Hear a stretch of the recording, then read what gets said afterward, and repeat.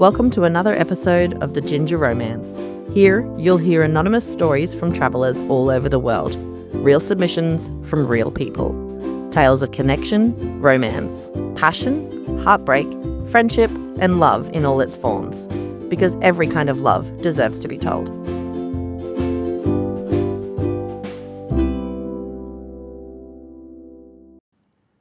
This week's episode is called Little Brother, from Pai, Thailand.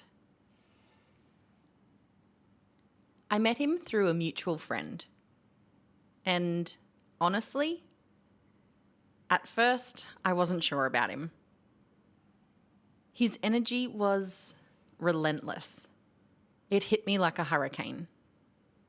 He couldn't sit still, spoke a million miles an hour, and had this thick Scouse accent that I could barely understand. I remember thinking, okay, this is going to be interesting. We spent a bit of time together that week, always surrounded by our friends. We grabbed street food and went out for dinners, checked out the local markets, spent time hanging out by the river, and played pool, laughing at each other's terrible shots and gloating about me beating the boys. And little by little, I started to see past the whirlwind. Beneath the energy, he was thoughtful, kind, funny in this sly, unexpected way, sensitive too. And I realised that all those quirks I thought were overwhelming, they were the glue that made him him. By the end of the week, we exchanged numbers and went our separate ways. We didn't talk much at first. Just a few texts, a couple of silly memes, and a few voice notes that made me laugh out loud. But the friendship was quietly, steadily starting to take shape. A few weeks later, fate, or Thailand, decided to intervene. We found ourselves in the same part of the country again, and so we met up at a beach bar. It was instantly comfortable, like I was meeting up with a long-term friend, and I was genuinely so happy to see him again. Sun on our faces, sand between our toes, cold drinks in hand. Hours passed like minutes as we talked, laughed, and caught up. The next day, we grabbed scooters and explored the island, laughing and taking it all in. It felt completely natural, and that's when it hit me. I was having the kind of fun that was unforced, effortless, and wholesome.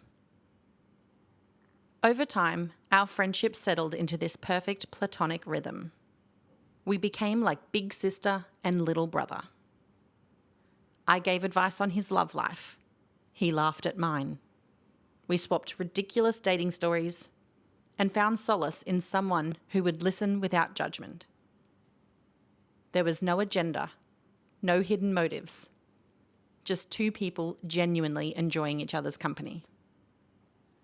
For the first time in a long time, I felt that rare magic of a purely platonic friendship between a man and a woman, and it was incredible. Then came England. I went to Liverpool specifically to visit him, and he showed me the town like a local pro. Hidden streets, the best pubs, and stories at every corner. That night, we bar hopped, laughed until our cheeks hurt, and drank just a little too much. Time just disappeared, and before we knew it, the last train had gone. He couldn't get home. So naturally, I offered for him to stay at my place, and he said yes. What happened that night was simple, yet profound. We had a few more drinks, kept chatting until the early hours, and then went to bed. Here's the kicker.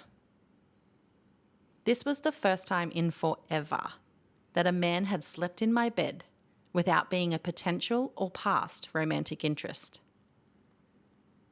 In a world that makes it feel almost impossible, he restored my faith that men and women can be purely, unconditionally, platonic friends. The next day, slightly hungover and moving a little slower, we met for dinner. Fewer drinks this time, but just as easy, with just as many laughs, stories, and great conversations. We wandered the streets, soaking in Liverpool's energy, and eventually said goodbye at the train station, promising to meet again in another country someday soon. There's nothing better than meeting someone while travelling and then getting to see them in their hometown. Since then, our friendship has grown into family. We check in constantly, give each other advice, cheer each other on, celebrate our wins, and commiserate our losses. But my absolute favourite thing is the random, quirky voice notes that he sends me. He'll tell me the most random story, ask for advice about women, or just share something that made him laugh. And I'm here for every single one. Having him as my little brother has been the most unexpected joy. Because sometimes the best connections aren't romantic. Sometimes the best connections are the ones that make you laugh until your stomach hurts, supports you unconditionally, and reminds you that genuine platonic friendships are still alive. I absolutely adore being his big sister.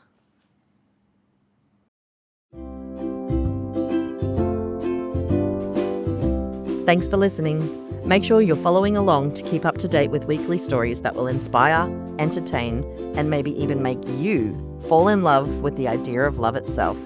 Got your own romance story and want to be a part of the Ginger Romance community? Check the notes for details on how to submit your own.